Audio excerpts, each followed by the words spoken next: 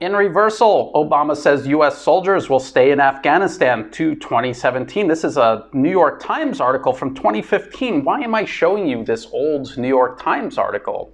Well, it's about Obama claiming he was going to withdraw all U.S. forces from Afghanistan and then reversing his decision and actually sending more troops to Afghanistan. And of course, I'm bringing this up because now we have U.S. President Joe Biden claiming he's going to withdraw all U.S. forces from Afghanistan. But if you look at Biden's official statement regarding this, even he kind of admits that it's not going to be a full withdrawal. There's still going to be a U.S. presence in Afghanistan, but what kind of presence? And the Grayzone published an article originally from Covert Action magazine. It's titled, "Biden isn't ending the Afghanistan war, he's privatizing it. Special forces, Pentagon contractors, intelligence operatives will remain." And they're talking about how all of these mercenaries and special operations forces, they're all going to be in Afghanistan. They also admit that there's these ethnic groups that U.S. intelligence agencies are working with. These are kind of like the auxiliaries in the Roman army. In ancient times, they would augment the Roman army, or they would fight in areas where the Roman army couldn't go or wouldn't go. And so that's what the U.S. is actually doing in Afghanistan. And I want to point out this article that actually was linked to by that article published on the Grayzone.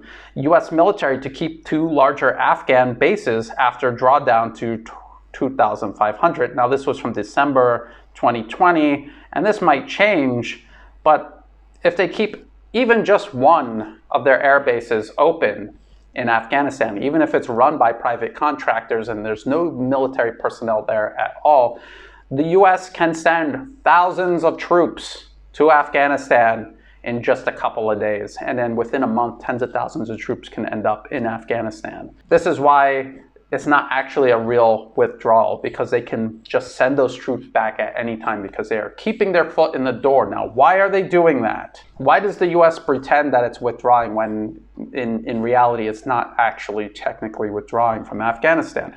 What they usually do things like this to make it look like they're reasonable, they're looking for peace, and that circumstances beyond their control drew them back into a region. They do this all the time. And now they're doing it in Afghanistan and Iraq at the same time. And if you look at a map where Afghanistan is in the world, it's bordering Iran. And of course, we know on the other side of Iran is Iraq. So the US is pretending to pull out of these 2 areas when in reality they're not.